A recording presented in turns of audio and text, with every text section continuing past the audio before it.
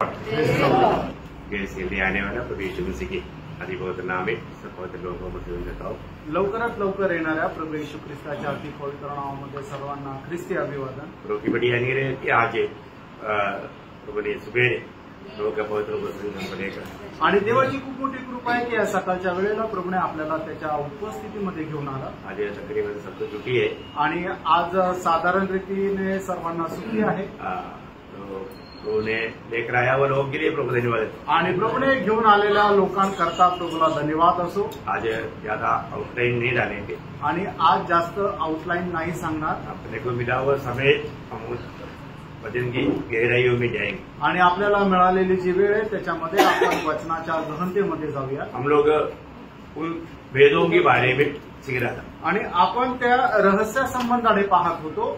तो नया नियम में कितना रहस्य है आणि नवीन करारामध्ये किती रहस्य हम लोग जिसको याद है पक्का जोर से बोलो। आणि ज्याला आठवतं त्यांनी निश्चितच मोठ्याने बोला है ना। 11 रहस्य है आणि 11 रहस्य आहे। उसमें हमने मतलब सबसे पहला स्वर्गराज की भेदों के बारे में या रहस्यों के बारे में देखा। आणि त्याच्यात सगळ्यात पहिले रहस्य म्हणजे स्वर्ग राज्याचं जे रहस्य त्याच्या संबंधाने आपण पाहिलं। और वो बात प्रभु ने 7 दृष्टांतों में हमें समझाया। आणि ती गोष्ट प्रभूने आपल्याला 7 दृष्टांताच्या द्वारे सांगितली। वो हमने पिछले 3 दिन में देखा आणि मागच्या 3 दिवसामध्ये ते पाहिलं। आज हम वो रहस्य का दूसरा बात देखने जा रहे हैं आणि आज आपण दुसरं रहस्य पाहणार आहोत। वो रहस्य जानने के लिए हम पढ़ेंगे उसके आधार में रोमियो 11 अध्याय उसका 24-25 वचन। रोम 11 अध्याय त्याचं 24 आणि 25 वचन। यदि तू जैतून से जो स्वभाव से जंगली है काटा गया और स्वभाव के विरुद्ध अच्छे जैतून में साटा गया तो ये जो स्वाभाविक डालियां है अपने ही जैतून में क्यों न साटे जाएंगे। हे भाइयों, कोई ऐसा न हो कि तुम अपने आप को बुद्धिमान समझ लो। इसलिए मैं नहीं चाहता कि तुम इस भेद से अनजान रहो। इस भेद से तुम अनजान ना रहो आणि या रहस्यापासून तुम्ही अजान राहू नये कि जब तक अन्य जातियां पूरी रीति से प्रवेश न कर ले तब तक इसराइल का एक भाग ऐसा ही कठोर रहेगा। उसके साथ उसका 15 वचन भी पढ़ेगा आणि त्याच्यासोबत 15 वचन ही वाचा। क्योंकि जब उनका त्याग किया जाना जगत के मिलाप का कारण हुआ तो क्या उनका ग्रहण किया जाना मरे हुए में से जी उठने के बराबर न होगा।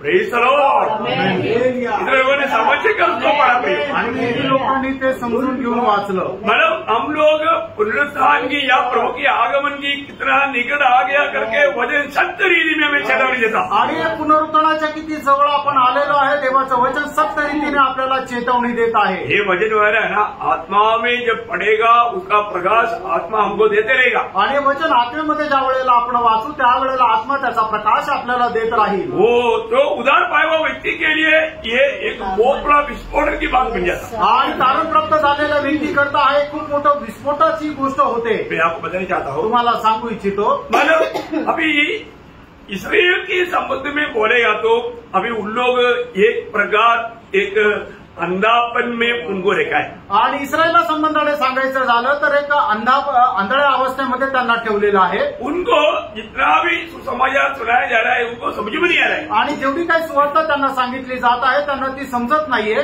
ये किस लिए करके वचन बताता आणि हे कशा करता वचन सांगतं जातियों के लिए आणि हे जातीच्या लोकांना करता आहे।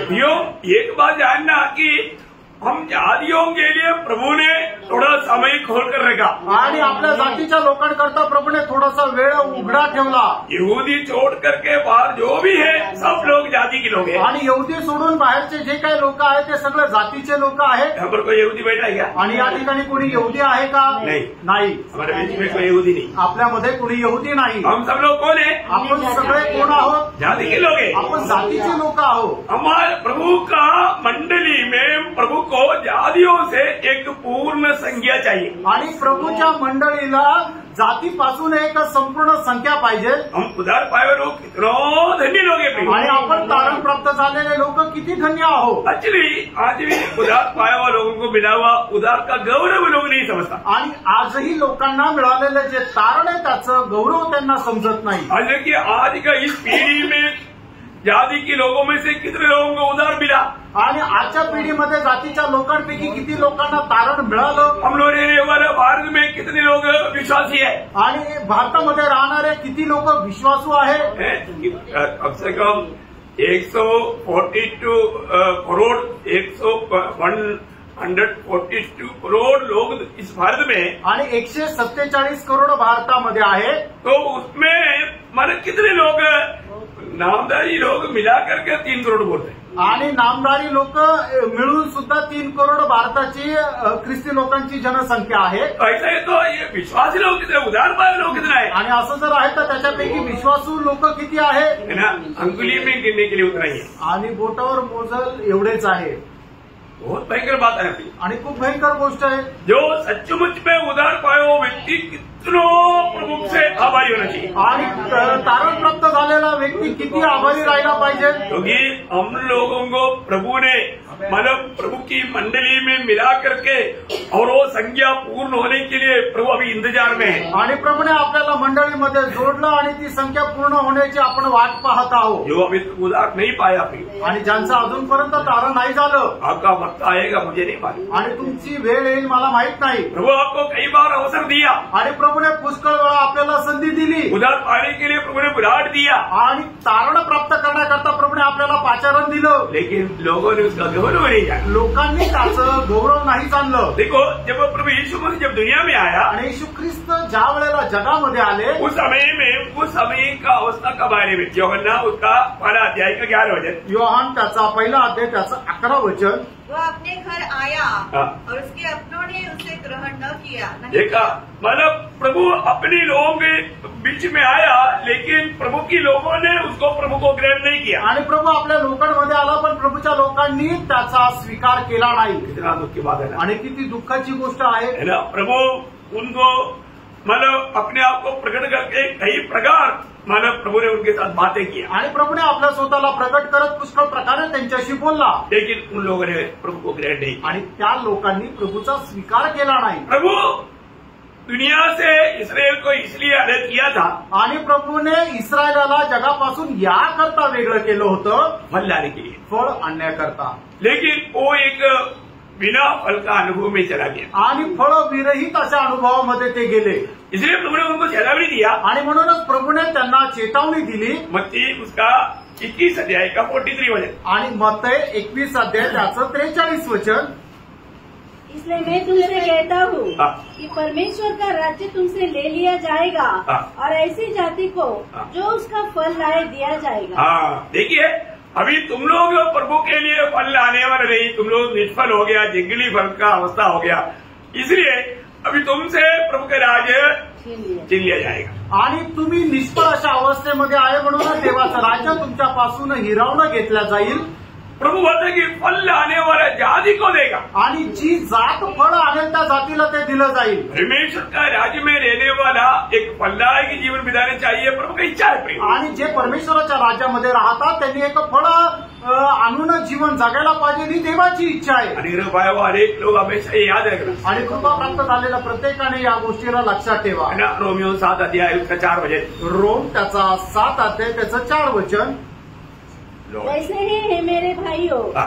तुम भी मसीह की देह के द्वारा हाँ. व्यवस्था के लिए मरे हुए बन गए हाँ. कि उस दूसरे के हो जाओ हाँ. जो मरे हुए से जूठा, हाँ. ताकि हम परमेश्वर के लिए फल लाएं. देखा, हम परमेश्वर के लिए फल लाने के लिए परमेश्वर ने क्या काम किया, हमें मसीह में लिख दिया या मसीह के साथ कलम कर दिया, जोड़ दिया. आणि देवाकरता फळ आणण्याकरता परमेश्वराने काय केलं की आपल्याला ख्रिस्ता सोबत कलम केलं. हम लोग जंगली था, आणि आपण जंगली होतो. तो अभी अच्छा दाखले के साथ हमें कलम किया, आणि आपल्याला चांगल्या द्राक्ष वेलासह सोबत कलम केलं. है ना. अभी हमारे में फल आना ही चाहिए. आणि आता आपल्यामध्ये फळ यायलाच पाहिजे. हरेक मुझे सुनने वाला हरेक पवित्र लोग अपने आप को पूछना प्रियो, मैं एक फलदायक जीवन बिताता ही क्या. आणि मला ऐकणाऱ्या प्रत्येकाने स्वतःला विचारा की मी एक फळदायक अवस्थेमध्ये आहे का.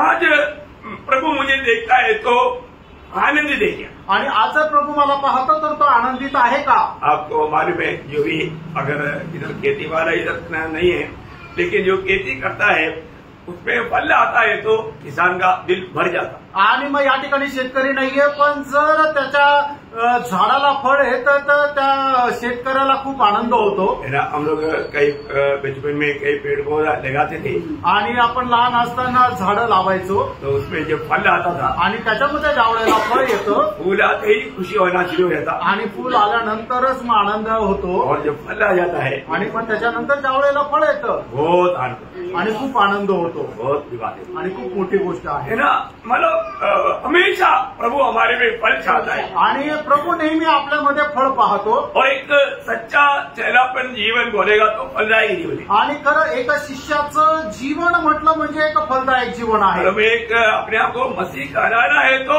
हमारे में फल होना ही चाहिए, आणि आपण स्वतःला ख्रिस्ती म्हणून घ्यायचं तर आपल्यामध्ये फळ राहिलाच पाहिजे। क्योंकि जब यूहन्ना 15 अध्याय 8 वचन में योहान 15 अध्याय त्याच्या 8 वचनामध्ये मेरे पिता की महिमा इससे होती है हाँ। कि तुम बहुत सा फल लाओ, हाँ। तभी तुम मेरे चेले ठहरोगे। देखा, तभी तुम मेरा चेहरा ठहरोगे। आणि जर तुम्ही फळ आणाल तरच तुम्ही माझे शिष्य व्हाल। मैं बपतिस्मा लिया बोल करके मैं चेला करके स्वर्ग अंगीकार नहीं करेगा, आणि मी बाप्तिस्मा घेतला म्हणून मी प्रभु येशू ख्रिस्ताचा शिष्य आहे असा स्वर्ग अंगीकार करणार नाही। है ना, मतलब हम प्रभु के लिए जब तक फल आने वाला अनुभव में नहीं है तो प्रभु का महिमा भी नहीं होता, और वो प्रभु स्वर्ग अंगीकार करने वाला एक चेला भी नहीं बनता। आणि जर प्रभू करता आपण जर फळ आणणार नाहीये तर मग आपला स्वीकारही होणार नाही, आणि प्रभूचा शिष्य म्हणूनही आपण स्वीकारले जाणार नाही। प्रभु ने जी उड़ने के बाद में लोगों को आज्ञा दिया, आणि पुनरुत्थानानंतर प्रभू येशू ख्रिस्ताने शिष्यांना ही आज्ञा दिली। मत्ती 28 का 19-20 वचन आपको याद है। आणि मग ते त्याचं 28 अध्याय त्याचं 19 आणि 20 वचन तुम्हाला ठाऊक आहे। इसलिए तुम जाओ, हाँ। सब जाति के लोगों को चेला बनाओ, सारी जाति के लोगों को क्या बनाना, चेला बनाओ, चेला बनाना, आणि सर्व राष्ट्राच्या लोकांना शिष्य बनवा, हाँ। और उन्हें पिता और पुत्र और पवित्र आत्मा के नाम से बपतिस्मा दो, और उन्हें सब बातें जो मैंने तुम्हें आज्ञा दी है मानना सिखाओ, और देखो मैं जगत के अंत तक सदा तुम्हारे संग हूँ। हाँ, देखो बहुत बड़ा अच्छा आज्ञा प्रभु ने दिया है। आणि खूप चांगली आज्ञा या ठिकाणी प्रभूने दिलेली आहे। धन्यवाद, प्रभु हमारे साथ रहेगा। आणि पहिली गोष्ट प्रभू आपल्या सोबत राहील, हम हर एक को चेला बनाना, आणि आपण प्रत्येकाला शिष्य बनवायचं। प्रभु ने जो भी हमें समझाया वो बात दूसरों को मानना सिखाना, आणि प्रभूने आपल्याला जे काही शिकवलं ते इतर लोकांना पालन करायला शिकवायचंय, बहुत अद्भुत बात। आणि खूप अद्भुत गोष्ट आहे। तो प्रभु के लिए चुने हुए लोगों का कर्तव्य प्रभु की माना इच्छा के अनुसार एक फलदायक जीवन बिताना, आणि प्रभू करता निवडलेल्या लोकांचं कर्तव्य हे आहे की प्रभू करता एक फलदायक जीवन जगायचंय। मालूम है जब यीशु मसीह जब दुनिया में आया आणि येशू ख्रिस्त ज्या वेळेला जगामध्ये आले तो यहूदियों का ही बीच में वो सेवा की, आणि यहूद्यांमध्येच प्रभूने सेवा केली। इसलिए जब अन्य जाति का एक स्त्री मतलब उनके पास का बेटी की चंगाई के लिए जब आया था, आणि म्हणूनच एक अन्य जातीची स्त्री प्रभू येशू ख्रिस्ताकडे तिच्या मुलाच्या आरोग्यासाठी ज्या वेळेला आली होती, तब प्रभु ने क्या उत्तर बोला, आणि प्रभूने तिला काय उत्तर दिलं, बच्चों का रोटी लेकर कुत्तों को नहीं देता। आणि मुलाची भाकर घेऊन कुत्र्याला नाही टाकत। तो अन्य जाति के लोग यहूदियों का दृष्टि में कौन था, आणि अन्य जातीचे लोक यहूद्यांच्या दृष्टीने कोण होते, कुत्ता, आणि कुत्रे। मतलब इतना एक नीच रीति में समझा जाता था। आणि एवढ्या गृहित रीतीने त्यांना समजलं जायचं। पहले लोगों को भी भेजा, यहूदियों के बीच में भेजा, आणि शिष्यांना सुद्धा पाठवलं तर यहूद्यांमध्ये पाठवलं। परंतु जब प्रभु यीशु मसीह जी उठने के बाद में प्रभु ने आज्ञा दिया सारे जातियों के लोगों में जाके प्रचार सुनना, आणि पुनरुत्थानानंतर प्रभू येशू ख्रिस्ताने शिष्यांना आज्ञा दिली की राष्ट्राच्या सर्व लोकांना जाऊन तुम्ही ही वचन पालन करायला शिका। क्योंकि प्रभु चाहता था कि यहूदियों के द्वारा ये वचन सारे दुनिया में पहुंचे, कारण प्रभूची इच्छा होती की यहूद्यांद्वारे हे वचन सर्व लोकांना दिलं जावं। और उसमें एक श्रेष्ठ दास पौलुस को प्रभु ने जब चुना, आणि त्या वेळेला प्रभूने एक श्रेष्ठ दास पौलाला ज्या वेळेला निवडलं, पौलुस को एक्चुअली प्रभु ने जातियों के लिए चुना, आणि प्रभूने पौलाला जातीच्या लोकांकरता निवडलं, लेकिन पौलुस भी पहले यहूदियों को ही सुनाता रहा। आणि पौल सुद्धा पहिले यहूदी लोकांनाच सांगत गेला। लेकिन जैसा यीशु मसीह को इनकारा वैसे लोगों ने पौलुस के द्वारा आए हुए वचन को भी इनकारा, आणि ज्याप्रमाणे लोकांनी प्रभू येशू ख्रिस्ताला नाकारलं त्याप्रमाणे पौलाच्या द्वारे आलेलं वचनही यहुदी लोकांनी नाकारलं. तब पौलुस ने कहा, आणि त्यावेळेला पौलाने म्हटलं, जब प्रेरितों का काम 13 अध्याय उसका 46 से 50, आणि प्रेषित त्याचा 13 अध्याय त्याचं 46 ते 50 वचन. तब पौलुस और बरनबास ने निडर होकर कहा, अवश्य था कि परमेश्वर का वचन पहले तुम्हें सुनाया जाता, परंतु जब तुम उसे दूर हटाते हो और अपने को अनंत जीवन के योग्य नहीं ठहराते, तो देखो हम अन्य जातियों की ओर फिरते हैं, क्योंकि प्रभु ने हमें यह आज्ञा दी है, मैंने तुझे अन्य जातियों के लिए ज्योति ठहराया है, ताकि तू पृथ्वी की छोर तक उद्धार का द्वार हो. यह सुनकर अन्य जाति आनंदित हुए और परमेश्वर के वचन की बड़ाई करके कहने लगे, और जितने अनंत जीवन के लिए ठहराए गए थे उन्होंने विश्वास किया. तब प्रभु का वचन उस सारे देश में फैलने लगा, परंतु यहूदियों ने भक्त और कुलीन स्त्रियों को और नगर के प्रमुख लोगों को उस्काया और पौलुस और बरनबास के विरुद्ध उपद्रव करवाकर उन्हें अपनी सीमा से निकाल दिया. ओ देखो, यहूदी लोग हमेशा परमेश्वर का तैयार किया हुआ इस उद्धार से बिल्कुल अनजान था. आणि यहुदी लोक नेहमी परमेश्वराने केलेल्या कारणाच्या ते अजान राहिले. लोग जाति के लोग भी उद्धार पा करके उस स्वर्गीय आनंद में उमड़ रहे, आणि जातीचे लोक सुद्धा तारण प्राप्त करून त्या तारणाच्या आनंदामध्ये आनंदोत्सव करत आहे. लेकिन तभी भी यहूदी लोगों ने नहीं समझा. आणि तरी सुद्धा यहुदी लोकांनी ते समजलं नाही. क्यों नहीं समझा? का नाही? क्योंकि अभी जातियों का बारी आया, आणि आता मग जातीच्या लोकांची ती वेळ आली, प्रभु ने उनके लिए अवसर बनाया, आणि प्रभूने त्यांच्याकरता ती संधी निर्माण करून दिली. यहूदी लोगों ने उन पर आने वाला विपत्तियों के बारे में भी नहीं जाना, आणि यहूदी लोकांनी त्यांच्यावर येणारी जी विपत्ती त्याच्या संबंधाने सुद्धा नाही जाणलं. और वो लोग प्रभु का बातों पर क्यों नहीं जा पाया, आणि ते लोक प्रभूच्या गोष्टींवर का नाही जाऊ शकले, क्यों नहीं उधार पाया, आणि त्यांचं का तारण नाही झालं. जब रोमियो का पत्री में रोमियो 9 अध्याय का 30 से 32 तक वचन, रोम त्याचा 9 अध्याय 30 ते 32 वचन. हम क्या कहें? यह कि अन्य जातियां ने जो धार्मिकता की खोज नहीं करते थे, धार्मिकता प्राप्त की, अर्थात उस धार्मिकता को जो विश्वास से है, परंतु इस्राएली जो धर्म की व्यवस्था की खोज करते थे उस व्यवस्था तक नहीं पहुँचे. इसलिए कि वे विश्वास से नहीं परंतु मानव कर्मों से उसकी खोज करते थे, उन्होंने उस ठोकर के पत्थर पर ठोकर खाई. जैसा लिखा है, देखो मैं सियोन में एक ठेस लगाने का पत्थर. बस अभी वो लोग क्यों मैं उधार नहीं पाया, आणि मग यहूदी लोकांनी तारण प्राप्त का नाही केलं. हाँ, वो मला अपना कर्म के द्वारा उधार पाने के लिए प्रयास में रहा, आणि ते कामाच्या द्वारे तारण प्राप्त करण्याचा वर विश्वास ठेवायचे. परमेश्वर की धार्मिकता क्या है उनको समझ में नहीं आया, आणि देवाचं नीतिमत्व काय आहे हे त्यांना नाही समजलं. वही बात उसका 10 अध्याय रोमियो 10 अध्याय का 3-4 वचन, रोम त्याचा 10 अध्याय 3 आणि 4 वचन. परमेश्वर की धार्मिकता से अनजान होकर अपनी धार्मिकता स्थापन करने का यत्न करके परमेश्वर की धार्मिकता के अधीन न हुए, क्योंकि हर एक विश्वास करने वालों के लिए धार्मिकता के निमित्त मसीह व्यवस्था का अर्थ है. बहुत बड़ी बात, ये बात उन लोगों को प्रकाश करके नहीं मिला, आणि ही गोष्ट त्यांना प्रकाश करून नाही मिळाली. परंतु किसको मिला? आणि ती कोणाला मिळाली? अन्य जाति के हम लोगों को मिला. आणि परराष्ट्र म्हणजे आपल्याला ते मिळालं. क्यों मिला? का मिळालं? क्योंकि प्रभु का अनुग्रह दृष्टि हम पर पड़ा, आणि देवाची कृपा दृष्टी आपल्यावर झाली. ये हमारी बुद्धि से हम लोग जाना है क्या? आणि प्रेरणो आपण हे आपल्या बुद्धीच्या द्वारे जाणलं का? नाही. प्रभु का अनुग्रह आणि देवाची कृपा. हमेशा एक बात याद रखना, आणि नेहमी एक गोष्ट लक्षात ठेवा, हम कोई भी बात प्राप्त करता है तो हमारा कोई भी सामर्थ्य के द्वारा नहीं, आणि आपण कुठलीही गोष्ट जर प्राप्त करतो तर आपल्या कुठल्याही सामर्थ्याच्या द्वारे नाही. कोई रोमियो 9 अध्याय उसका 15-16 वचन, आणि रोम त्याचा 9 अध्याय त्याचा 15-16 वचन. किंवा मूसा से कहता है, मैं जिस किसी पर दया करना चाहूँ उस पर दया करूँगा, और जिस किसी पर कृपा करना चाहूँ उसी पर कृपा करूँगा. अर्थात यह न तो चाहने वाले की, न चाहने वाले की, न दौड़ने वाले की, न दौड़ने वाला बोले तो परिश्रम करने वालों की, परंतु दया करने वाले परमेश्वर की बात है. दया प्रभु का, यहाँ पर कितने लोग ये कबूल कर सकता है कि प्रभु का दया मुझ पर हुआ है? हालेलुया.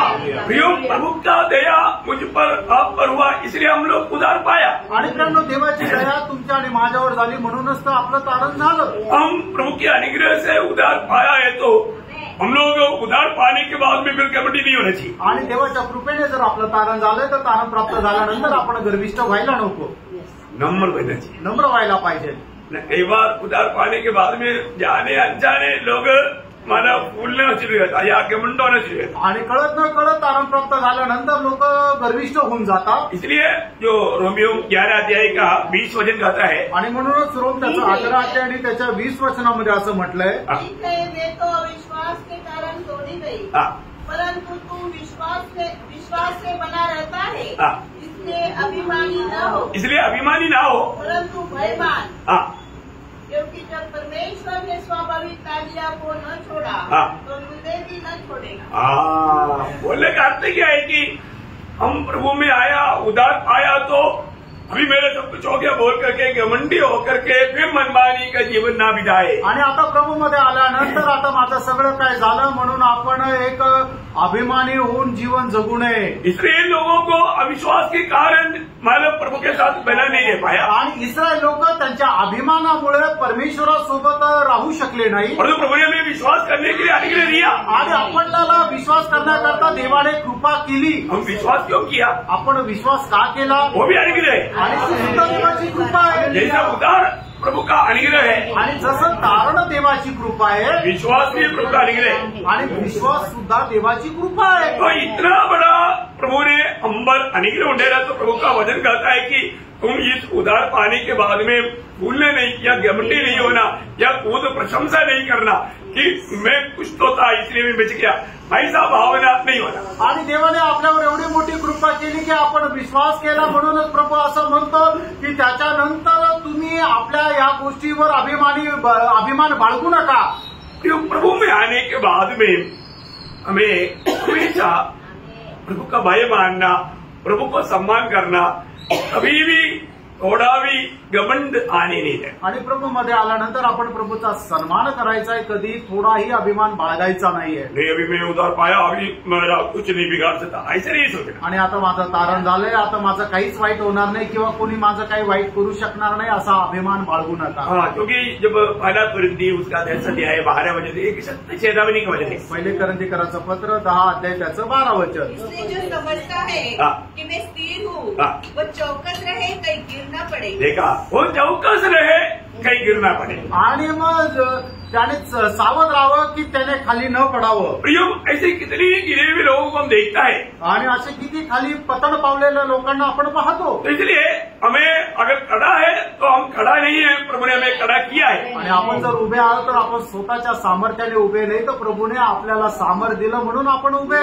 इसलिए हम प्रभु को अधिक महिमा देना आणि म्हणूनच प्रभूला अधिक जास्त गौरव द्यायचा आहे. हमारे जीवन में हम कितना अधिक प्रभु का भय मान करके प्रभु का बातों को मानने के लिए उत्साही बनना. आणि आपण किती जास्त प्रभूचं भय बाळगून प्रभूच्या आज्ञा पालन करण्याकरता उत्साही व्हायचे. इब्रानियों 3 अध्याय का 12 वचन में, इब्रीकराचं पत्र 3 अध्याय त्याच्या 12 वचनामध्ये, चौकस रहो कि तुमने ऐसा बुरा और अविश्वासी मन न हो जो तुम्हें जीवित परमेश्वर से दूर हटा ले जाए. देखा, मतलब हमारे जीवन में आज जाने अनजाने बहुत से विश्वासी लोग उसका हृदय कठोर करते जा रहे हैं. आणि आज कळत न कळत पुष्कळ विश्वासी लोक त्यांचं हृदय कठीण करत आहे. प्रभु का वचन नम्रता से ग्रहण नहीं कर पा रहे आणि देवाचं वचन नम्रपणाने स्वीकारू शकत नाही. और बहुत से बातें वो पाप में जीते हुए भी पाप देख करके अपने आप को धर्मी शो करके जीवन बिताना चाहते. आणि पुष्कळ गोष्टी अशा आहे की ते पापामध्ये जीवन जगून तशा प्रकारचं आपल्या स्वतःला ते झाकून ठेवून जीवन जगत आहे. आज आपको मालूम है, आज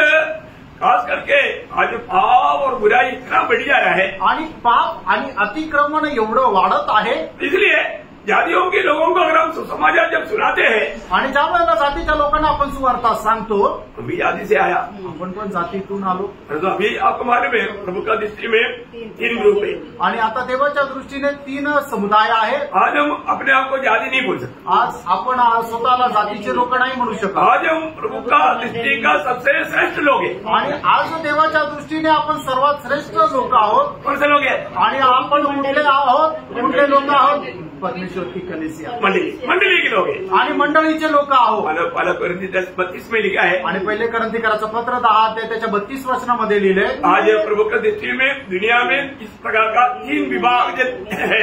आणि देवाच्या दृष्टीने जगामध्ये अशा प्रकारे 3 प्रकारचं विभाजन आहे. न यहूदी हो, न यूनानी हो, और न परमेश्वर की कलीसिया के लिए। देखिए ये 3 प्रकार का आज विभाजन है। आणि 3 प्रकारचं विभाजन आज जगभरामध्ये आहे, यहुदी, युनानी आणि देवाची मंडळी. तो मतलब हमारे जीवन में मंडली में यहूदी भी है, यूनानी भी है, आणि मंडळीमध्ये यहुदी पण आहे, युनानी पण आहे. परमेश्वर का दृष्टि में सबसे श्रेष्ठ लोग मंडली है, आणि देवाच्या दृष्टीने सर्वश्रेष्ठ लोक देवाची मंडळी आहे. तो आज का एक खास बात मैं आपको बताना चाहता हूँ। आणि आजची एक विशेष गोष्ट तुम्हाला सांगू इच्छितो. जैसा अभी हमने जब रोमियो 11:15 में ये एक बात पढ़ा था, आणि रोम 11 ते 15 वचनामध्ये एक गोष्ट आपण वाचली होती. वो वचन बहुत ध्यान से याद में रखना, आणि ते वचन खूप चांगल्या प्रकारे लक्षात ठेवा. क्योंकि जब उनका त्याग किया जाना जगत के मिलाप का कारण हुआ। इसका मतलब उनका त्याग दिया जाना हमारे लिए मिलाव का कारण है। आणि त्यांचा त्याग केलं जाणं हे आपलं परमेश्वरासोबत एक होण्याचं कारण झालं. तो ध्यान से समझना, आणि खूप चांगल्या प्रकारे समजून घ्या. इसराइल लोगों को त्याग दिया गया, आणि इस्रायल लोकांचा त्याग केला गेला.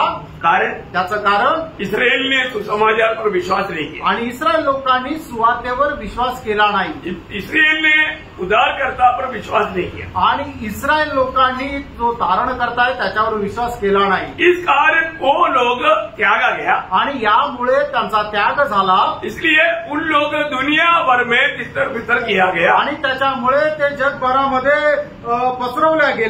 लेकिन उसके आगे क्या बोलता, आणि त्याच्या पुढे काय म्हटलं, तो क्या उनका ग्रहण किया जाना। अभी प्रभु ने उनको ग्रहण किया है, आणि प्रभूने त्यांचा स्वीकार केला आहे हमारी नजरों में, आणि आपल्या दृष्टीमध्ये, हमारी पीढ़ी में आणि आपल्या या पिढीमध्ये बहुत अद्भुत बात हुआ आणि खूप अद्भुत गोष्ट झाली कि मतलब सारी दुनिया भर में तितर बितर किया हुआ इस्राएल प्रभु ने ग्रहण किया बोलेगा तो प्रभु ने उनको अपना देश में वापस लाया.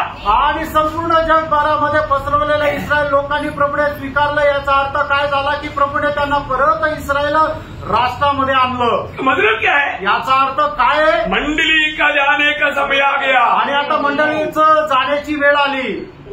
आमेन. समझ में आ रहा है, आमेन. खुशी है दुख है, आनंद आहे. बताना पड़ेगा आणि आपल्याला जावं लागेल. प्रभु जल्दी आएगा, आणि प्रभु लवकर येईल. बहुत दुख की बात है. आणि दुःखाची गोष्ट आहे. ऐसे ही क्या असं आहे का? यो प्रभु का ये वचन को हमें बहुत अच्छी रीति में समझना है. आणि देवाचं वचन खूप चांगल्या प्रकारे आपल्याला समजून घ्यायचंय. अभी मानव परमेश्वर जैसा अभी बहुत लंबा समय से जाति की लोगों पर करुणा दया दिखाया, आणि खूप लांब वेळेपासून जातीच्या लोकांवर प्रभूने करुणा आणि दया दाखवली. इसलिए आप लोग बच गया. आणि म्हणूनच आपण वाचलो. और अभी जाति के लोगों से बचकर प्रभु के राज्य में आने वाले लोग अभी तकरीबन खत्म हो गए. आणि जातीच्या लोकांपासून तारण प्राप्त करून प्रभूमध्ये येण्याची आता वेळ जवळपास संपली आहे. क्योंकि तकरीबन प्रभु का संख्या पूर्ण हो गया. आणि साधारण रीतीने जी पूर्णांक संख्या जातीच्या लोकांपासून होणार होती ती पूर्ण झाली आहे. आपका उद्धार हुआ, तुमचं तारण झालंय. क्या होगा आपका, मग तुमचं काय होईल. थोड़ा समय बाकी, थोडा वेळ बाकी आहे. शायद आपका नंबर होगा. आणि कदाचित तुमचा नंबर असेल. गौर देकर सुनना है, आणि गांभीर्याने समजून घ्या. ये संदेश आप बहुत गौर देकर सुनना. आणि हा संदेश जो आहे तो खूप गांभीर्याने समजून घ्या. क्योंकि जातियों की संख्या पूर्ण होने के बाद में आप कितना भी कसरत करो आप बचेगा नहीं। आणि जातीची संख्या पूर्ण झाल्यानंतर तुम्ही कितीही प्रयत्न करा, कितीही पराकाष्ठा करा, काही उपयोग नाही। शायद आज का दिन आपके लिए आखिरी मौका होगा। आणि कदाचित आजचा दिवस तुमच्याकरता शेवटली संधी असेल। योग इतना बड़ा उद्धार आपको प्रभु ने कितनी बार उद्धार पाने के लिए सहायता किया। आणि प्रियांनो, प्रभुने कितीतरी वेळा तुम्हाला तारण प्राप्त करण्याकरता सहाय्य केलं। क्या आप ये उद्धार को तुच्छ समझता है? आणि या तारणाला तुम्ही तुच्छ समजतात का? है ना, जब दूसऱ्या कोरिन्थीचे अध्याय का 1 वचन में पौलुस कहता है, दुसरे कोरिन्थीकरांचं पत्र 6 अध्याय 1 आणि 2 वचनामध्ये प्रेषित पौल अशा प्रकारे म्हणतो, हम जो परमेश्वर के सहकर्मी हैं, यह भी समझाते हैं कि उसका अनुग्रह जो तुम पर हुआ उसकी अनुग्रह व्यर्थ न जाने व्यर्थ न जाने दे प्रियो, व्यर्थ न जाने दे।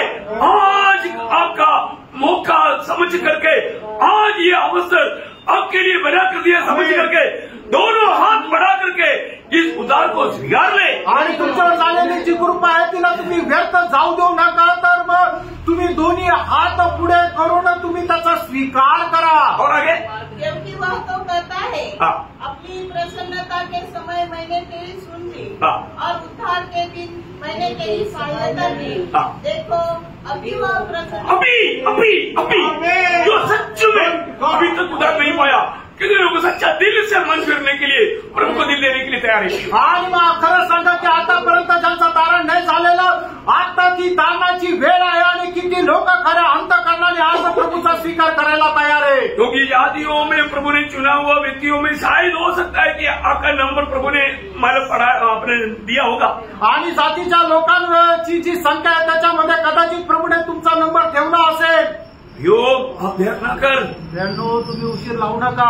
आज का दिन, अभी का वक्त प्रभु आपके लिए दिया है। आणि आताची ही जी वेळ आहे ती प्रभूने तुमच्याकरता दिली आहे। क्योंकि अभी तक प्रभु ने जातियों पर करुणा करना रुका नहीं, आणि आतापर्यंत जातीच्या लोकांवर करुणा करणं प्रभुने थांबवलेलं नाहीये, अभी रुक जाएगा। आणि ती थांबल्या जाईल। क्योंकि अभी वापस यहूदियों पर प्रभु करुणा दिखाने जा रहा है। आणि नंतर प्रभू यहूद्यांवर करुणा करायला जात आहे। अभी उन लोगों के लिए रुक करके हमारे लिए द्वार खोला था, आणि त्यांच्याकरता थांबून आपल्या करता दरवाजा उघडला होता। अभी जातियों के लिए रुक करके वापस उनके लिए खोलने जा रहा है। आणि आता जाती करता थांबून पुन्हा इस्रायला करता दरवाजा उघडला जाणार आहे। बहुत ध्यान से अभी आगे का वचन बहुत गौर देकर पढ़ना। मैं अभी तक आउटलाइन नहीं था, लेकिन थोड़ा समझने के लिए बताया। आणि मग आता याच्या पुढचं वचन खूप लक्षपूर्वक ऐका। हे काय रूपरेषा नव्हती, पण याच्या पुढचं वचन खूप चांगल्या प्रकारे तुम्ही लक्ष देऊन ऐका। 102 का 13 वचन आणि स्तोत्र 102 त्याचं 13 वचन,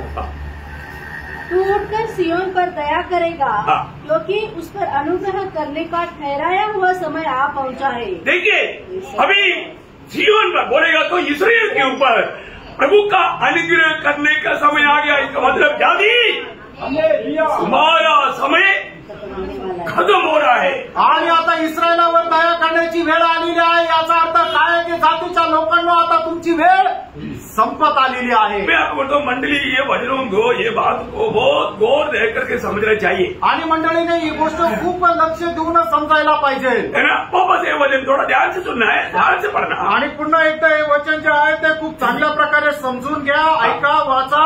स्तोत्र 102 त्याचं 13 वचन, तू उठकर सियोन पर दया करेगा, क्योंकि उस पर अनुग्रह करने का ठहराया हुआ समय, उस पर अनुग्रह करने का ठहराया हुआ समय। आपको मालूम है, हमारा परमेश्वर हर बात में समय का पंचुअल है। आणि आपला परमेश्वर जो आहे तो वेळेला एकदम कटाक्षाने पाळतो। मुझे इसलिए हमारा प्रभु का डिसिप्लिन बहुत हमारा तगड़ा है, इसलिए मैं भी वो डिसिप्लिन को बहुत डरते हुए मानता हूँ। आणि आपल्या परमेश्वराची नियमबद्धता जी आहे ती खूप कडक आहे, म्हणूनच मी सुद्धा ते नियमबद्धता जी आहे ते खूप चांगल्या प्रकारे पाळतो। कई बार लोग सोचता होगा प्रभु का दास बहुत कड़क है, आणि पुष्कळ लोक विचार करत असतील की प्रभूचा दास खूप कडक आहे। मैं नहीं कड़क, मेरा बाप कड़क है। आणि मी कडक नाही तर माझा बाप कडक आहे। मेरा बाप कड़क है तो फिर बेटा को भी कड़क होना पड़ता। आणि बाप जर कडक आहे तर मुलाला पण कडक राहावं लागतं। समझ में आया? लक्षात आलं? फिर मंडली भी कड़क होना चाहिए, आणि मंडळीने पण कडक राहायला पाहिजे, हर एक लोग एकदम कड़क होना चाहिए। आणि प्रत्येकाने एकदम कडक राहायला पाहिजे। आपको मालूम है, नासिक में ये बात बहुत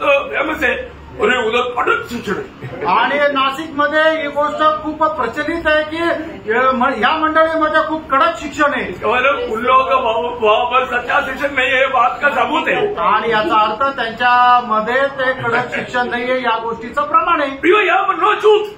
आणि या ठिकाणी काही सूट नाही. हमारा प्रभु की खाते में भाई बंदी नहीं. आणि प्रभू संबंधाने कुठल्या प्रकारे भाऊबंदकी नाही. उधर भाई बंदी चलता, त्या ठिकाणी भाऊबंदकी चालते, यहाँ पर भाई बंदी नहीं चलता. या ठिकाणी भाऊबंदकी नाही चालत. बहुत बड़ी बात है. आणि खूप मोठी गोष्ट आहे. भाई बंदी करके हमारे जीवन को स्मूथ बनाने से हम स्वर्ग से नरक में जाएगा, क्या फायदा. आणि भाऊबंदकी करून आपण स्वर्गातून नरकामध्ये जाऊ, मग त्याचा काय उपयोग. कोई चाहता है क्या. आणि तुमची ती इच्छा आहे का. हमारे जीवन की यात्रा थोड़ा स्मूथ होना चाहिए. आणि आपल्या जीवनाचा प्रवास जरा सुखकर व्हायला पाहिजे.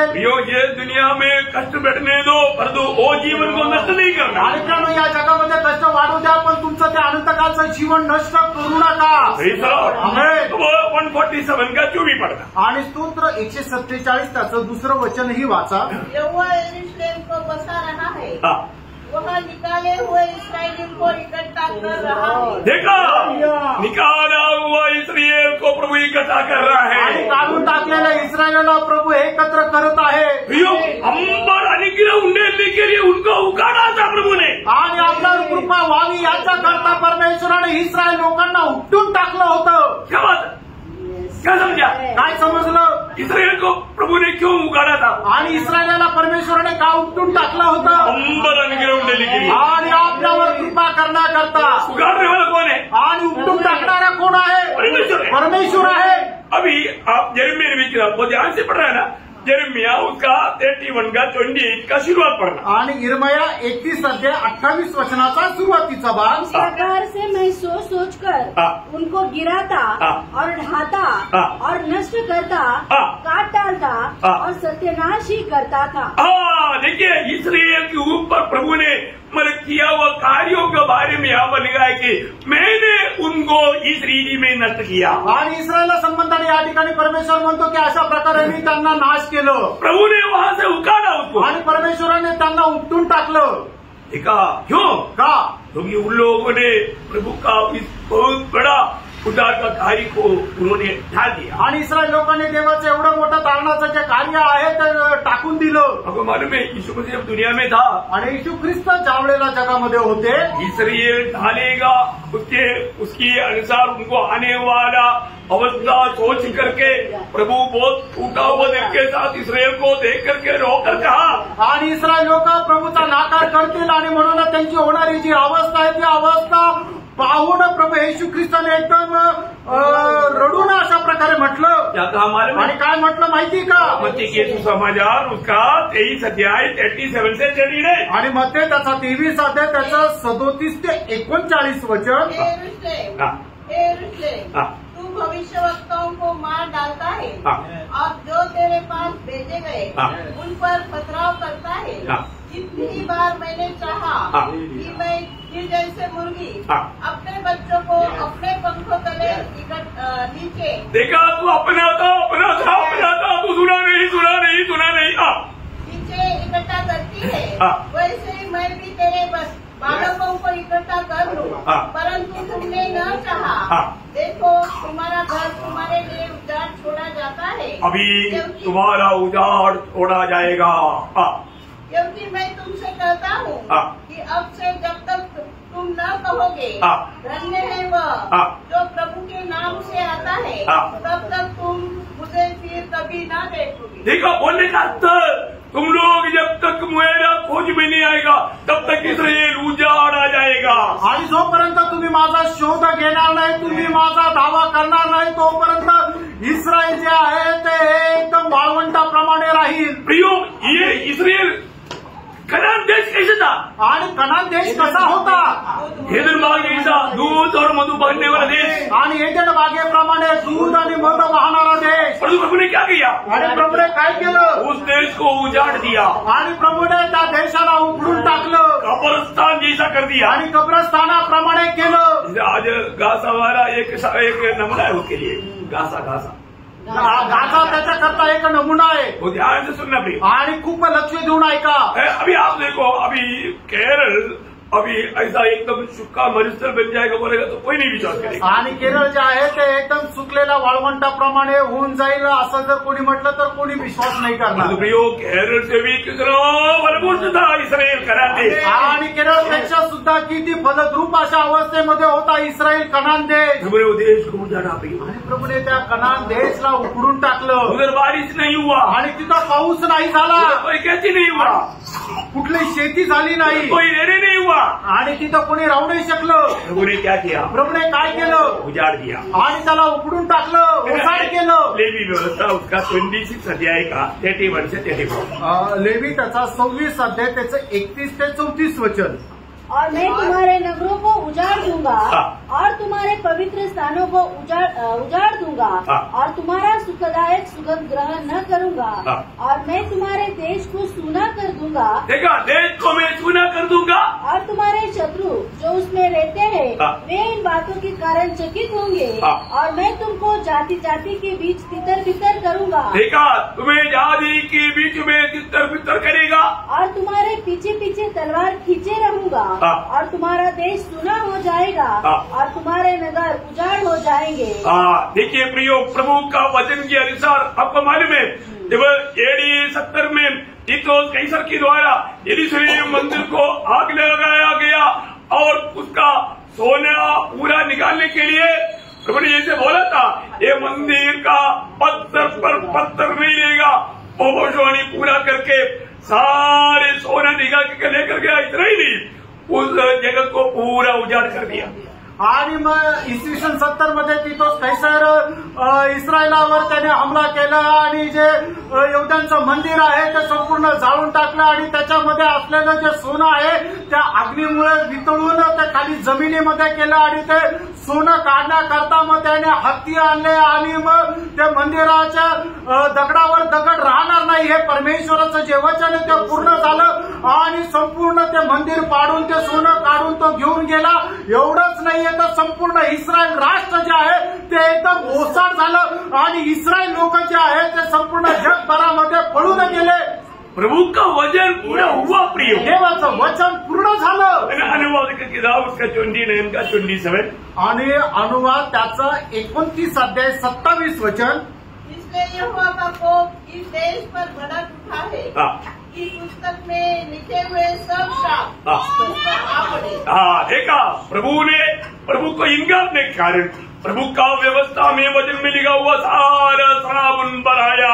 आणि देवाने लिहिलेल्या नियमशास्त्राच्या अनुसार सर्व प्रकारचे श्राप इस्रायलावर आले। वो लोग उसके देश में नहीं पाया आणि ते लोक त्या देशामध्ये राहू नाही शकले। प्रभु ने दुनिया भर में उनको चित्रमंत्र किया आणि प्रभूने जगभरामध्ये त्यांना सैरावैरा केलं। लेकिन प्रभु आपको मालूम है अभी अनुग्रह उंडेलने का टाइम आया आणि आता कृपा ओतण्याची वेळ आली। जाति की लोग अभी हृदय कठोर कर दिया आणि जातीच्या लोकांनी आपलं हृदय कठीण केलं। प्रभु का वचन उनको नहीं चाहिए आणि देवाचं वचन आता त्यांना नकोय।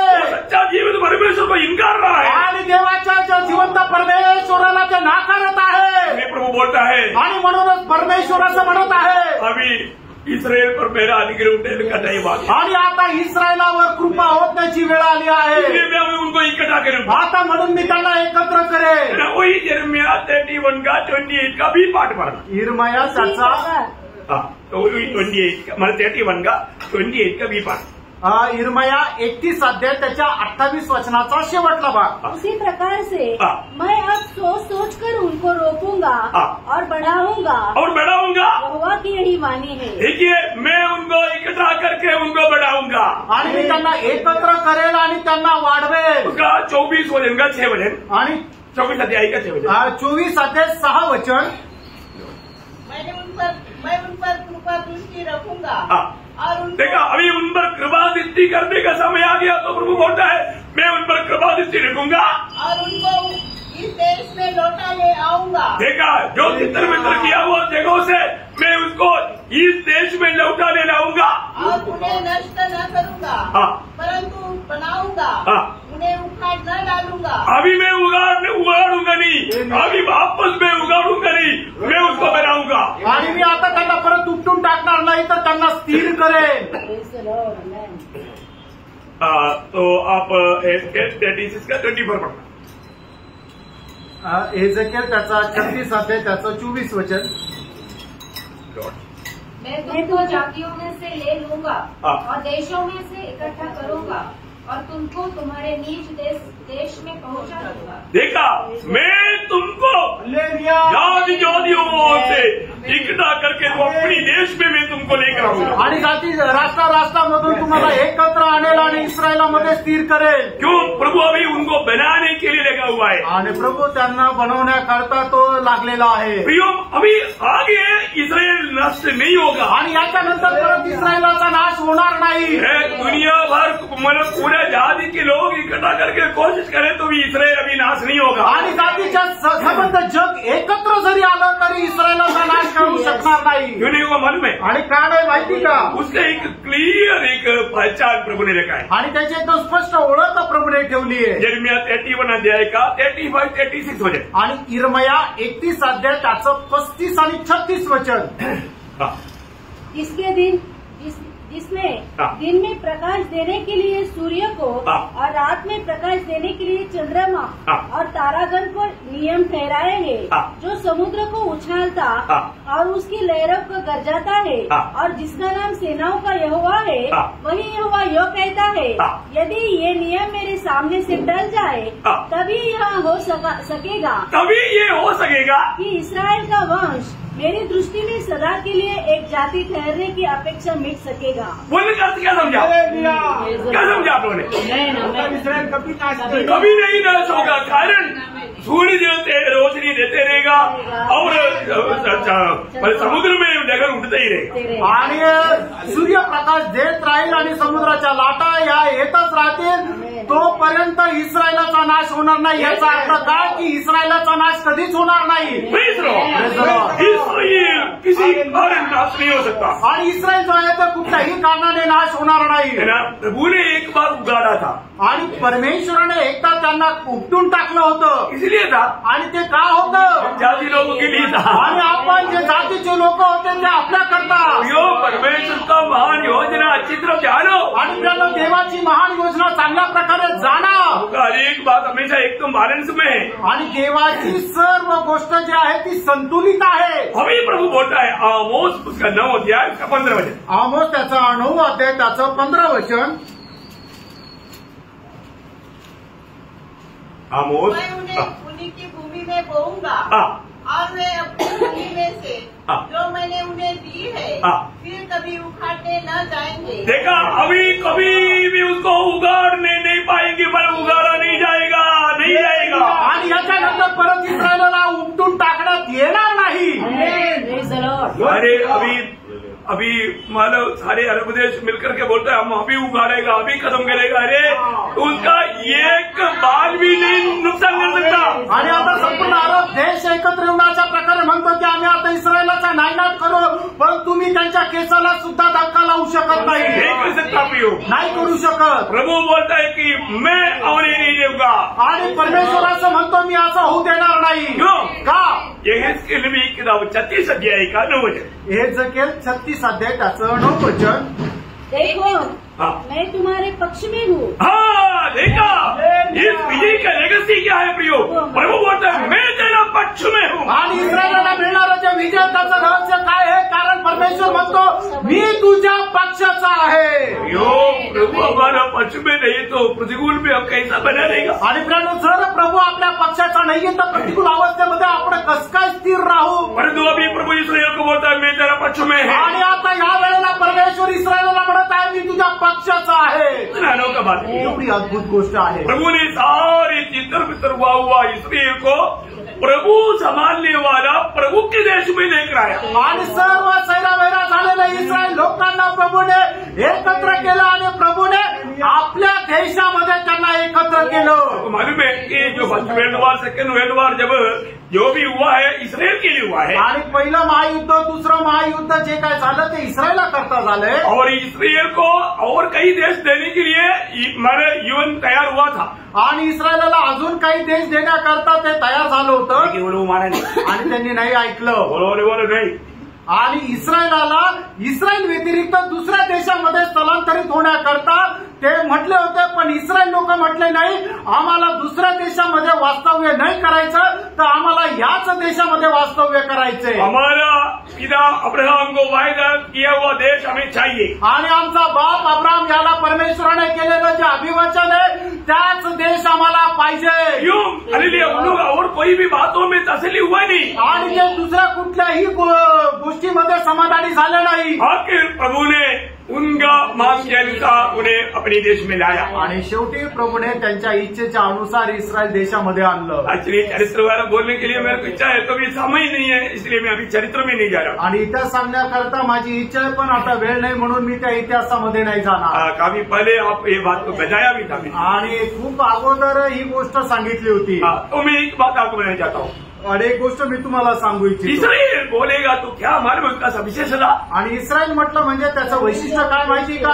अनुवाद व्यवस्था वचन 11 अध्याय का 11-12 वचन. अनुवाद 11 अध्याय 11 आणि 12 वचन. परंतु जिस देश के अधिकारी होने को तुम जाने पार होने पर हो, वह पहाड़ों और तराइयों का देश है और आकाश की वर्षा के जल से सींचता है. वह ऐसा देश है जिसकी तेरे परमेश्वर यहोवा को सुधि रहती है और वर्ष के आदि से लेकर अंत तक तेरे परमेश्वर यहोवा की दृष्टि उस पर निरंतर लगी रहती है. देखा, बोलने का मानो परमेश्वर की संरक्षण में रहने वाला देश. आणि परमेश्वराच्या संरक्षणामध्ये राहणारा देश. परमेश्वर हमेशा देखते रहने वाला देश. आणि परमेश्वर नेहमी पाहत राहणारा तो देश. परमेश्वर के द्वारा पालन पोषण होने वाला देश. आणि परमेश्वराच्या द्वारे संगोपन होणारा देश. देखो, दुनिया में और कोई देश को प्रभु मेरा देश नहीं बोला. आणि जगामध्ये कुठल्याही देशाला परमेश्वराने माझा देश नाही म्हटलं. पर इस्रायल या कनान को प्रभु ने क्या बोला मालूम? आणि कनानाला परमेश्वराने काय म्हटलं माहिती आहे? जोवेल 3 अध्याय का 2 वचन. जोवेल त्याचा 3 अध्याय त्याचं 2 वचन. उस समय मैं सब जातियों को इकट्ठी करके यहोशापात की तराई में ले जाऊंगा और वहाँ उनके साथ अपनी प्रजा अर्थात अपने नीच भाग इस्राएल के विषय में जिसे उन्होंने जाति जाति में तितर करके मेरे देश को बांट लिया है. मेरा देश को बांट दिया. मेरा देश आणि माझा देश. प्रभु क्या बोलते हैं इस्रायल के बारे में? आणि परमेश्वर या ठिकाणी इस्रायलला संबंधाने काय म्हणतो? मेरा देश, माझा देश. पहला अध्याय का 6-7 वचन. आणि जोवेल त्याचा 1 अध्याय 6 आणि 7 वचन. देखो, मेरे देश पर एक जाति ने चढ़ाई की है. देखा, मेरे देश पर, माझ्या देशावर. इस्रायल किसका देश है? आणि इस्रायल कोणाचा देश आहे? परमेश्वर का देश है. आणि परमेश्वराचा देश आहे. परमेश्वर का देश परमेश्वर किसको दिया?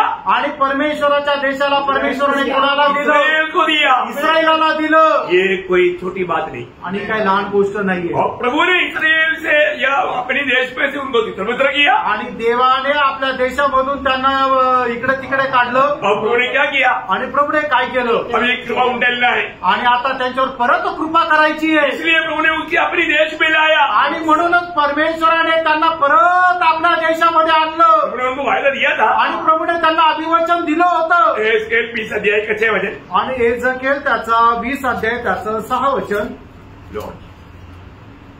उसी दिन मैंने उनसे यहाँ शपथ भी खाई कि मैं तुमको मिस्र से निकालकर एक देश में पहुँचाऊंगा जिसे मैंने तुम्हारे लिए चुन लिया है. मैंने तुम्हारे लिए चुन लिया है. मैं तुम्हें वहां पर लेकर आऊंगा. आणि मी जो निवडलेला देश आहे त्या देशामध्ये मी तुम्हाला घेऊन येईन. उसका 11 का 17 वचन. आणि एहेजकेल 11 अध्याय त्याचं 17 वचन. इसलिए उनसे कहा, प्रभु यहोवा यो कहता है, मैं तुमको जाति जाति के लोगों के बीच से बटोरूंगा और जिन देशों में तुम तितर बितर किए गए हो उनमें से तुमको इकट्ठा करूंगा और तुम्हें इस्राएल की भूमि दूंगा. देखा, कौन करेगा?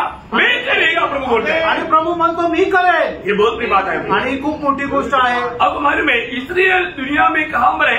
आणि इस्रायल जे आहे ते जगामध्ये कुठे आहे? इस्रायल दुनिया का मध्य में है. आणि इस्रायल जगाच्या मध्यामध्ये आहे. इसलिए मध्य धरणारी वहां पर जो समुद्र है उसको मध्य धरणारी बोलतात. आणि म्हणूनच त्या ठिकाणी असणारा जो समुद्र आहे मेडिटेरियन सी, मेडिटेरियन समुद्र असं म्हटलं जातं. मध्य सागर, भूमध्य सागर आणि भूमध्य सागर. तो अभी उसके किनारे में आणि त्याच्या किनाऱ्यावर है ना. एक्चुअली मतलब इस्रायल एकदम पृथ्वी का मध्य है. आणि इस्रायल जे आहे ते पृथ्वीचं मध्य आहे. एहेजकेल 5 का 5. एहेजकेल 5 अध्याय 5 वचन. प्रभु यहोवा यो कहता है, यरूशलेम ऐसी ही है। हाँ। मैंने उनको अन्य जातियों के बीच में ठहराया। अन्य जातियों के बीच में बोलेगा तो मध्य में, मतलब सारी दुनिया का अन्य जाती है उनका बीच में म्हणजे इस्रायल आहे। आणि जगामध्ये सर्व जे राष्ट्र आहेत ते अन्य जाती त्याच्यामध्ये इस्रायल आहे। का ते का 11 का 20 आणि 38 अध्याय एजेकिएल 38 अध्याय 11 अध्यायाचा शेवटला भाग, 11 वचनाचा शेवटला भाग। मला 38 का 11 वचन का 20 एजेकिएल 38 अध्याय 11 वचनाचा शेवटला भाग। आपका 12 में होगा, आप 12 पढ़ लो। और पृथ्वी की नाभि पर सब बसे हुए पशु और अन्य संपत्ति रखी पृथ्वीच्या मध्यभागी। हाँ, पृथ्वी की मध्य भाग में इसराइल को प्रभु ने देखा है। आणि पृथ्वीच्या मध्यभागी परमेश्वराने इस्रायलला ठेवलेला आहे। यशाया उसका 10 अध्याय उसका 23 वचन। यशाया त्याचा 10 अध्याय 23 वचन। ओ लॉर्ड, यशाया क्योंकि प्रभु सेनाओं के यहोवा ने हाँ। सारे देश का सत्यानाश कर देने को ठान दिया। नहीं आखरी में है 23 वचनाच्या शेवटल्या भागात। In the midst of all the land. मतलब वो सारे जगत की मध्य में प्रभु ने रखा है आणि संबंध जगाच्या मध्यामध्ये त्याला ठेवलेला आहे। अभी आपका रेफरेंस में कहा मुझे कुछ भी नहीं मालूम, मेरा किताब में उसका 23 वचन का आखिरी में है। चलो उसका 19 अध्याय का 24 वचन, 19 अध्याय त्याचं 24 वचन। इतना रेफरेंस में क्यों दे रहा हूँ? आणि एवढे संदर्भ का देत आहे? इसराइल प्रभु मतलब पृथ्वी का मध्य में ये बात को समझाने के लिए, आणि इस्रायल जे आहे ते पृथ्वीच्या मध्यामध्ये आहे हे समजून सांगण्याकरता। 19:24 त्याचा शेवटला भाग। किसी किसी परिभाषा में नहीं आया ऑफ द लैंड। पर किसी परिभाषा में नहीं आया, इसलिए वो खा लिया होगा, कोई बात नहीं। पर जो मध्य में इसराइल है आणि इस्रायल जे आहे ते या जगाच्या मध्यामध्ये आहे, इसलिए यीशु मसीह का जन्म कहाँ पर हुआ? आणि म्हणूनच येशू ख्रिस्ताचा जन्म कुठे झाला? जगत के मध्य में, आणि जगाच्या मध्यामध्ये। दुनिया की मध्यम से उधार का प्रचार शुरू हुआ आणि जगाच्या मध्यापासून जगाच्या तारणाची सुरुवात झाली। 74 का 12 वचन पढ़ा आणि स्तोत्र 74 त्याचं 12 वचन। परमेश्वर तो प्राचीन काल से मेरा राजा है, वह पृथ्वी पर उद्धार के काम करता आया है। मतलब एक्चुअली वो भी मध्य में, पृथ्वी की मध्य से उधार का कार्य करते आया करके आना चाहिए। Working salvation in the midst of the earth. मतलब दुनिया की मध्य से प्रभु ने उधार का कार्य करते आया आणि जगाच्या मध्यापासून परमेश्वर तारणाचं कार्य करत आला। जब 2 या 3 जन प्रभु का नाम लिखता होता है, उनके मध्य में प्रभु यीशु मसीह रहता। आणि ज्या ठिकाणी 2 किंवा 3 एकत्र येतात त्या ठिकाणी प्रभू राहतो। हमेशा यीशु मसीह मध्य में है आणि नेहमी येशू ख्रिस्त मध्यामध्ये आहे। वो एक विषय है, मैं उनको छोड़ देता हूँ अभी। आणि तो एक वेगळा विषय तो मी आता सोडून देतो। प्रभु का ये देश या प्रभु ने चुने हुए लोगों के लिए प्रभु ने देश जो रेखा वो दुनिया का मध्य में था। आणि देवाने निवडलेला जो देश आहे तो या जगाच्या मध्यमध्ये आहे। आपको मालूम है, जब इस्रायल के बारे में एक दो बात बोलकर जल्दी में काम करूंगा, आणि इस्रायल संबंधाने अजून 1-2 गोष्टी सांगून मी थांबेल। आपको मालूम है, जब यीशु मसीह के साथ चेले लोगों ने पूछा था कि तेरे आगमन का और ये यरूशलेम का नाश का सब मानव कब है और उसका चिन्ह क्या है? आणि शिष्य लोकांनी प्रभू येशू ख्रिस्ताला विचारलं होतं की तुझ्या आगमनाचं आणि मग यरूशलेमचा जो नाश होणार आहे त्याचं चिन्ह काय आहे? मत्ती 24 अध्याय का 3 वचन में। आणि मत्ती 24 अध्याय 3 वचनामध्ये उस समय में प्रभु ने सिर्फ एक चिन्ह दिया। आणि त्यावेळेला प्रभूने त्यांना फक्त एक चिन्ह दिलं। वो चिन्ह क्या था मालूम है? आणि ते चिन्ह काय होतं? उसी 24 अध्याय का 32 से 34। आणि तेच मध्ये 24 अध्याय त्याचं 32 ते 34 वचन। यह दृष्टांत सीखो, जब उसकी डाली कोमल हो जाती और पत्ते निकलने लगते हैं तो तुम जान लेते हो कि ग्रीष्म काल निकट है। इसी रीति से जब तुम इन सब बातों को देखो तो जान लो कि वह निकट है। बोलने का अर्थ इस्राएल में होने वाला अंजीर का पेड़ कौन है? आपको सबको मालूम है, उसका अभी विवरण देने की जरूरत नहीं। आणि अंजीराचं झाड कोण आहे तर इस्रायल आहे, तर त्याचं आता विश्लेषण देण्याची गरज नाही। तो उसके लिए प्रभु मतलब एकमात्र चिन्ह दिया आणि त्याच्याकरता तेवढे फक्त एक मात्र चिन्ह दिलं। तो एक ही चिन्ह होकर के अनुवाद उसका 28 अध्याय का 46 वचन में, अनुवाद त्याचं 28 अध्याय त्याच्या 46 वचन। और वे तुझ पर और तेरे वंश पर सदा के लिए बने रहकर चिन्ह और चमत्कार ठहरेगी। वो चिन्ह रहेगा, वो एक ही चिन्ह है, पहले से प्रभु ने ठहराए वो चिन्ह, आणि ते एक मात्र चिन्ह ते देवाने पहिल्यापासून ठरवलेलं आहे, वो इस्राएल, आणि ते इस्रायल आहे। यो इस्राएल को देख करके हमें सीखना है, आणि इस्रायलला पाहून आपल्याला शिकायचंय। यो इस्राएल इकट्ठा हो चुका है, आणि इस्रायल एकत्र झालेला आहे। इसका मतलब क्या है? याचा अर्थ काय आहे? प्रभु का लोग जाने का टाइम आ चुका है। प्रभूचे लोक आता उचलल्या जाण्याची वेळ आलेली आहे। प्रभु वहां पर एक शब्द इस्तेमाल किया, आणि त्या ठिकाणी प्रभूने एका शब्दाचा प्रयोग केला, ये पीढ़ी खत्म नहीं होगा। आणि ही पिढी संपणार नाही। कौन सा पीढ़ी? आणि कुठली पिढी? इस्राएल वापस दुनिया में एकत्र होने वाला पीढ़ी। आणि इस्रायल परत जगामध्ये एकत्र येणारी पिढी। अभी आपको मालूम है इस्राएल दुनिया में प्रकट होकर कितना साल हो गया? आणि इस्रायल लोक या जगामध्ये एकत्र येऊन किती वर्ष झाले? कभी इस्राएल स्थापित हुआ? आणि इस्रायलाची स्थापना केव्हा झाली? 1948 मई 14 को। आणि मे 14, 1948 साली। अभी केवल कितने साल हो गया? याचा अर्थ किती वर्ष झाले? 77 साल हो गया। आणि 77 वर्ष झाले। ये पीढ़ी खत्म होने के लिए कितना साल लग गया? आणि याचा अर्थ ही पिढी संपण्याकरता किती वेळ राहिली आहे? मुश्किल से 3 साल। आणि खूप कठीण आहे 3 वर्ष। मतलब याचा अर्थ प्रभु का लोग उड़ा ले जाने के समय, आणि प्रभूची वेळ संपण्याची वेळ, ये पीढ़ी जाने से पहले, आणि पिढी संपण्याच्या अगोदर जो ऐसा है तो असं आहे तर अभी इस्राएल का ऊपर प्रभु का दया बताए से उंडेल रहा है, क्योंकि उसका उद्धार होना जरूरी है। आणि प्रभू इस्रायलावर आपली दया खूप विपुलतेने होतच आहे, कारण त्यांचं तारण होणं गरजेचं आहे। उनको महाक्लेश में होकर गुजरना पड़ेगा, आणि महाक्लेशामध्ये होऊन त्यांना जावं लागेल, परंतु प्रभु उसको नाश नहीं होने देगा। आणि परमेश्वर त्याचा नाश होऊ देणार नाही। यिर्मयाह 30 अध्याय का 7 वचन। यिर्मयाह 30 अध्याय त्याचं 7 वचन। Lord Jesus, thank you. Hi hi, हाँ। वह दिन क्या ही भारी होगा, हाँ। उसके समान और कोई दिन नहीं। हाँ। वह याकूब के संकट का समय होगा। मतलब इसराइल, याकूब इस्राएल का संकट का समय, महाक्लेश का समय, आणि तो महाक्लेशाची वेळ राहील, परंतु वह उससे भी छुड़ाया जाएगा। देखा, इस्राएल उससे छुड़ाया जाएगा। आणि महाक्लेशामधून सुद्धा इस्रायल जो आहे तो मुक्त केला जाईल। दानियल 12 अध्याय का 12 वचन। दानियल 12 अध्याय त्याचं पहिलं वचन। उसी समय उसी समय मिकाएल नामक हाँ। बड़ा प्रधान हाँ। जो तेरे जाति भाइयों का पक्ष करने को खड़ा रहा है, हाँ। वो उठेगा। हाँ। तो ऐसे संकट का समय होगा हाँ। जैसा किसी जाति की उत्पन्न होने के समय से लेकर हाँ। अब तक कभी न हुआ हाँ। न होगा। हाँ। परंतु उस समय तेरे लोग में से हाँ। जितनों के नाम परमेश्वर की पुस्तक में लिखे हुए हैं हाँ। बच निकलेंगे। बोलने का तू लोग बच जाएगा। आणि याचा अर्थ ते वाचल्या जातील। अभी आपको एक अद्भुत बात प्रभु का वचन में पूछ रहे हैं कि बहुत बड़ा एक सवाल, आणि देवाच्या वचनाद्वारे विचारला गेलेला एक खूप अद्भुत असा प्रश्न, क्योंकि एक दिन में एक देश उद्धार होईल आणि एका दिवसात एक देशाचं तारण होईल। बड़ा चमत्कार है ना, आणि खूप मोठा चमत्कार, ये हो सकता है क्या? आणि हे शक्य आहे का? ये होगा, आणि होईल। प्रभु का वचन में लिखा है तो ऐसा ही होगा। आणि देवाच्या वचनामध्ये लिहिलं तर तसं होईल। है ना, ऐसा अध्याय उसका 8 वचन। आणि यशा 66 अध्याय त्याचं 8 वचन। ऐसी बात किसने कभी सुनी? कभी सुनी है, कभी किसी ने सुना है क्या? नहीं सुना। किसने कभी ऐसी बातें देखी? कोई देखा नहीं। क्या देश एक ही दिन में उत्पन्न हो सकता है? बोलने का अर्थ एक ही दिन में देश इस प्रकार बच सकता है। आणि एका दिवसामधून एक देश तारण प्राप्त करू शकतो का? आपको मालूम है? क्या एक जाति क्षण मात्र में ही उत्पन्न हो सकती है? मतलब एक जाति या यहूदा जाति एक ही दिन में प्रभु की ओर मुड़ेगा।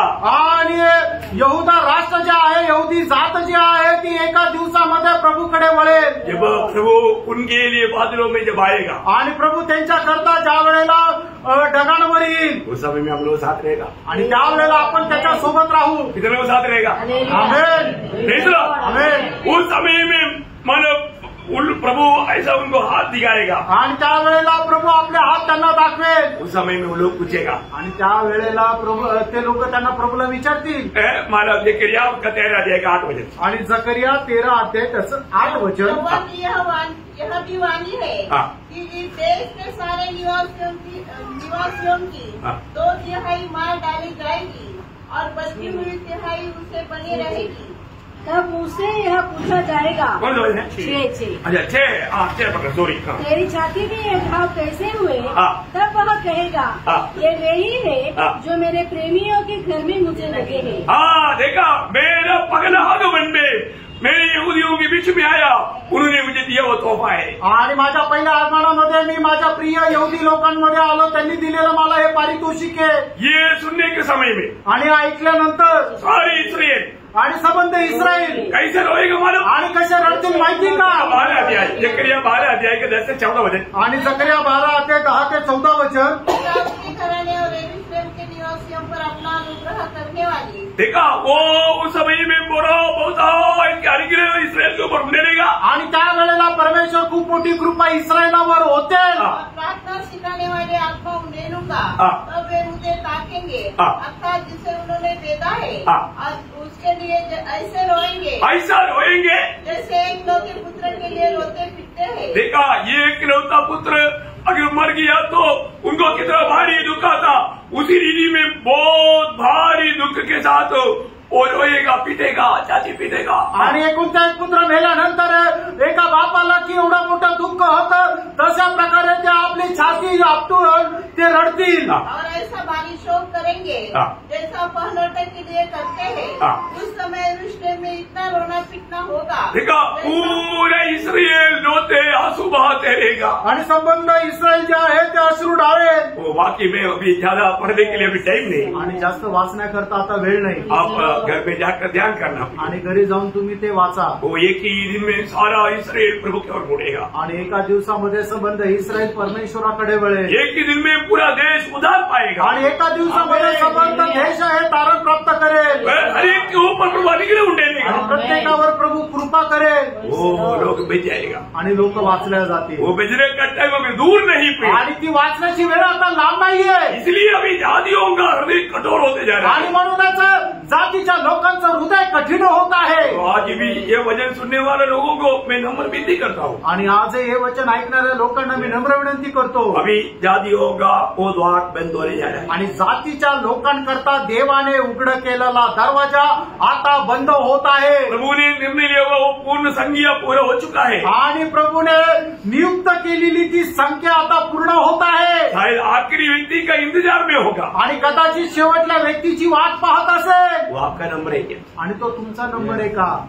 क्योंकि वो भी होने के बाद में आणि ते सुद्धा झाल्यानंतर फिर जातियों के लिए उद्धार का द्वार बंद। आणि मग त्याच्यानंतर जातीच्या लोकांकरता तारणाचा दरवाजा बंद। कितना भी कसरत करेगा तुम्हें कोई उद्धार नहीं। आणि मग आपण कितीही प्रयत्न केले तरी तारण नाही। फिर बाकी काम प्रभु का इस्राएल के ऊपर है। आणि मग त्याच्यानंतर देवाचं कार्य इस्रायलावर राहील। अपना पार करना आपण स्वतःला पार करा। है ना। जातियों का पूर्ण संख्या, आणि जातीची पूर्ण संख्या, ये एक रहस्य है। आणि हे एक रहस्य आहे। वो कितना नंबर है किसी को मालूम नहीं, आणि तो नंबर किती कोणाला माहित नाही। परंतु प्रभु के अनुग्रह से हमें प्रभु ने उसमें मिला दिया। आणि देवाने त्याच्या कृपेने आपल्याला त्या संख्येमध्ये जोडलं। हम प्रभु को कितना आभारी होकर प्रभु को धन्यवाद दें। आणि किती आभारी होऊन आपण प्रभूला धन्यवाद द्यायला मैं पाहिजे। प्रभु को धन्यवाद देता हूँ मी प्रभूला धन्यवाद देतो। जो लोग सत्य वचन पर विश्वास कर पाया, आणि जे लोक देवाच्या सत्य वचनावर विश्वास करू जो शकले, इस उद्धार को अपना पाया, आणि जे कोणी या तारणाचा स्वीकार करू शकले, परंतु ये अपना हुआ हर एक पवित्र लोगों में बताना चाहता हूँ। आणि स्वीकार केलेल्या प्रत्येकाला मी सांगू इच्छितो, आपका प्रिय लोगों में कोई अगर उद्धार नहीं पाया है तो तुमच्या प्रिय लोकांमध्ये कोणाचं तारण नाही झालंय आप तर, उनको बहुत प्रोत्साहन देना, आणि तुम्ही त्यांना खूप प्रोत्साहन द्या। क्योंकि मेरा भी प्रभु से ये विनती है। आणि माझी सुद्धा प्रभूला ही विनंती आहे, प्रभु जातियों से जो आखिरी व्यक्ति कम से कम मेरे द्वारा प्रभु में आए, आणि जातीमधून येणारा जो शेवटला व्यक्ती कमीत कमी माझ्याद्वारे आहे, मानो उसको वचन सुनाते सुनाते प्रभु उसका उद्धार करेगा, वो समय में ललकार हो जाएगा। कितना धन्यवाद। आणि मग त्या व्यक्तीला वचन सांगत असताना त्याचा तारण होईल, आणि त्यावेळेला तू तरी फुकली जाईल। किती धन्य गोष्ट आहे। जैसा वो यीशु मसीह को प्रभु आप मेरे दिल में आओ, मैं आज से आपका है बोल करके प्रार्थना करके आमीन बोलेगा, तुरंत आ जाएगा। आणि मग जसं तो व्यक्ती आपल्या हृदयामध्ये प्रभूचा स्वीकार करेल आणि आपल्या आमेन म्हणेल, त्यावेळेला तू तरी फुकल्या जाईल। क्या बात है। आणि काय गोष्ट आहे। जो जीवित है वो रूपांतर होकर उड़ा लिए जाए आणि जे जिवंत आहे ते रूपांतर होऊन उचलल्या जातील वो समय अभी निकट है आणि ती वेळ आता जवळ आहे प्रभु का समय के अनुसार दुनिया में सब कुछ हो रहा है आणि प्रभूच्या वेळेच्या अनुसार जगभरामध्ये सगळं काही होत आहे आज के दिन भी प्रभु का आगमन हो सकता है आजच्या दिवसामध्ये सुद्धा प्रभूचं आगमन होऊ शकतं क्या आप प्रेम प्रभु के लिए तैयार है आणि आपण प्रभू करता तयार आहोत का आप ये सच्चा उद्धार के अनुभव में है आणि या खऱ्या तारणाच्या अनुभवामध्ये आपण आहोत का आप प्रभु का है करके आपको पक्का निर्णय है आणि तुम्ही प्रभूचे आहात हा तुमचा पक्का निर्णय आहे आप तुम्ही पार करा प्रभू आपल्या सर्वांना आशीर्वाद देव प्रभु को महिमा मिले प्रभूला गौरव मिळो आमेन